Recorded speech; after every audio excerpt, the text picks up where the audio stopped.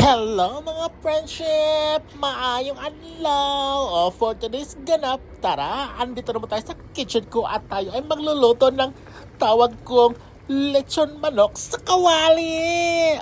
Diba? Ganito yung pagluto.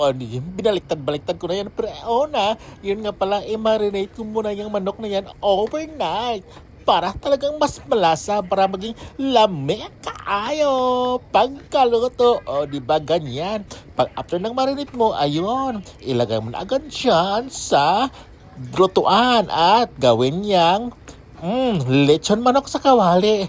Bali-baliktarin mo lang yan. Tapos yung sabaw is yun ba, yung paliguan sa sabaw ba para maging lamig ka at ma-even ang color niya ba.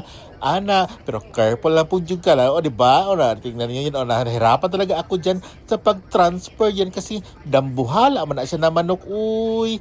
After nun, ilipat mo dyan sa may kawali para ang next na step is ito. Pritohin mo na. Lagyan mo ng perfect na oil. Ang gamot ko dyan, oil na kanula. After nun, alam mo yun yung sabaw nung kanina, yung sauce, wag mong itapon kundi yan yung gawin to. Special sauce, lagyan mo lang yan ng pag-slurring. Sabi ko, perfect na yan. Ganyan. Mekos-mekos mo siya. Side B din yung manok para ma-perfect ang pagkaluto din niya sa pagkaprito. Tingnan mo yan, narinig nyo yan. Ganyan dapat ang itsura ng manok. Balat pa lang yan. Baka sabi ka, lamig ka ayo. After nun, ilagay mo siya sa may plato na itim. Dapat itim yung plato perfect. Pag nalagay na dyan, ibubod na natin yung perfect na sauce. Sa sauce pa lang, ulam na. Lamig kaayo. Tara, kain na po tayo mga friendship ang sisi ko. At ang masasabi ko ay ito, taran! Tawag dito, basta chicken barbecue. Kain tayo! Diba? Happy birthday, manang! Kaya nagluto ako kasi birthday ng dalawa kong kapatid. Celebrate mo yun.